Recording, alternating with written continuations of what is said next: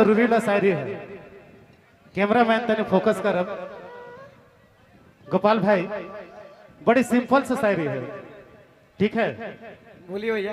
रावरे के एकदम पीछे से बोले थे, मोहब्बत का मारा नहीं हूं मैं। मोहब्बत के मारा मैं नहीं हूँ। क्या बात है? मोहब्बत का मारा नहीं हूं मैं, मोहब्बत के मारा मैं नहीं हूँ। कोई टूटा हुआ सितारा नहीं हूं। टूटा हुआ सितारा मैं नहीं हूँ। क्या बात है? मोहब्बत का मारा नहीं हूं मैं, कोई टूटा हुआ सितारा नहीं हूं मैं। मोहब्बत का मारा नहीं हूँ मैं, टूटा हुआ सितारा नहीं हूँ मैं। ए तिरछी नजरों वाली, ए तिरछी नजरों वाली, अरे थोड़ा स्टाइल से, ए तिरछी नजरों वाली, ए तिरछी नजरों वाली, मैं शादीशुदा हूँ कुंवारा नहीं। मैं शादीशुदा हूँ कुंवारा नहीं। चलिए क्या बात है। मैं चाहूंगा कि एक बार जोरदार तालियां होनी चाहिए, और एक बार जोरदार तालियां मैं चाहूंगा लिटिल स्टार म्यूजिकल ग्रुप के लिए। और जोर से, हर साल की तरह इस साल भी झुमाने के लिए आपके बीच उपस्थित हुए हैं साउंड ऑपरेटर के लिए भी। तो चलो रौरेकर संग एक बार फिर से झारखंड का सुपरस्टार युगल जोड़ी मिस्टर कयूम अब्बास और सोनी कुमारी जी।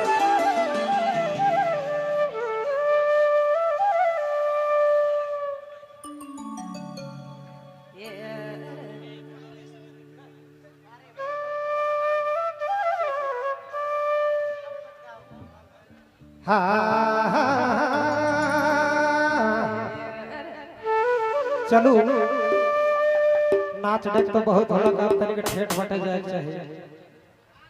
देख सोनी मैया राउर के कई रही, राउर के कई रही के बियाह कर ले, लेकिन नहीं कर लिया जगह बूढ़ा से। अरे जुग का कहा, समय समय के बात है।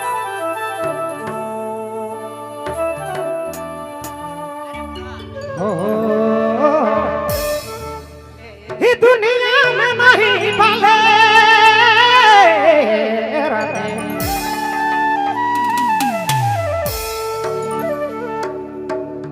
कथायु मरो छोरा दुनिया में नहीं, रानी दुनिया में नहीं, हाय भैया दुनिया में नहीं तो भले।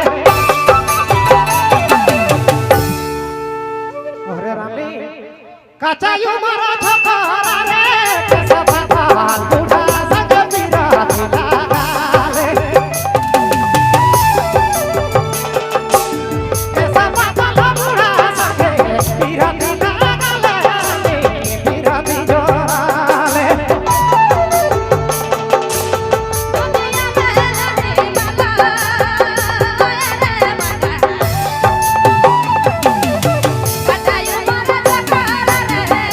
दुनिया में